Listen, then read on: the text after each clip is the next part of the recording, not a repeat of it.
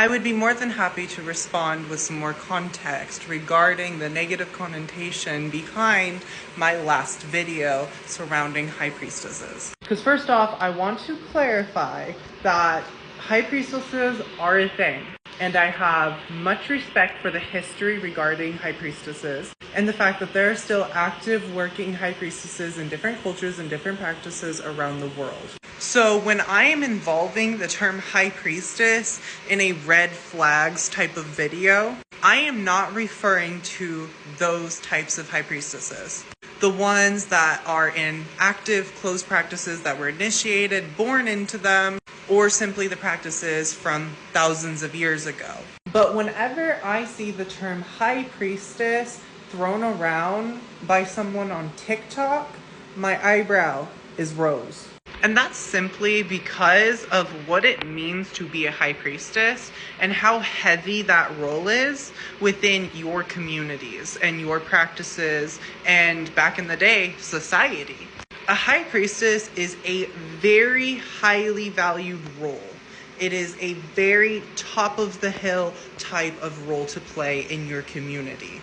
And if there is someone who is considering themselves a high priestess that is live all day on TikTok or scrolling on TikTok all day, uploading content, going back and forth with comments, posting on Instagram stories, basically uploading at all, I can pretty much assure you that they are not a high priestess. The one exception is if they have other people doing that for them, which isn't happening. A high priestess, for the most part, is someone who is in a temple 24/7.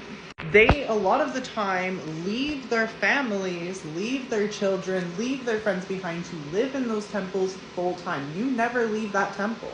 And they channel the essence of the deity in which they are high priestess for. It is a way more highly involved version of devotion that is pretty extreme. You end up not giving your life to the spirits. That is devotion. You devoting your life to a spirit is different than giving up your life to devote to a spirit, which is what a high priestess does.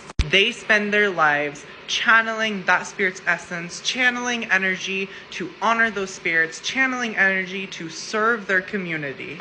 And they are doing this 24/7. A lot of the times they stayed in those temples all day long in active meditation, active prayer, active channeling, so that people would come through day in, day out, all day long for healings. They would come for other problems or other things to be resolved, and they would rely on those high priestesses to grant a closer, more amplified connection to those spirits. Because that high priestess was not a person, essentially. They gave up their life, they gave up their family, they gave up their friends to channel that energy of those spirits for you.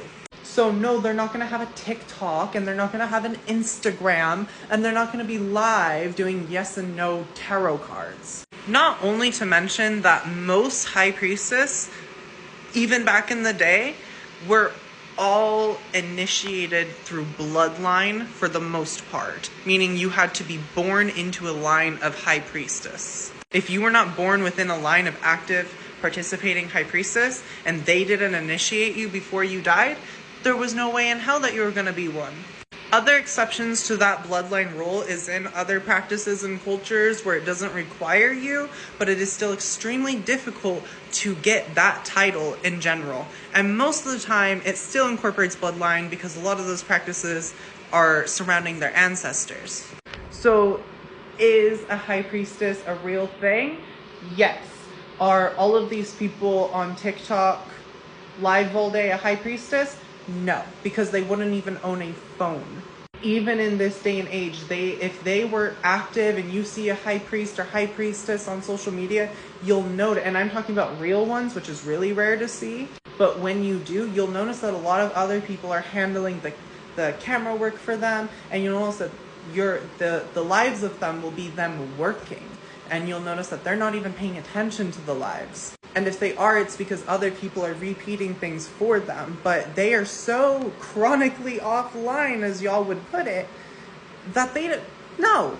They aren't on TikTok. They're not scrolling around with free pendulum readings and offering $5 healings for practices that involve things that they're not initiated into. So yes, high priestesses are real.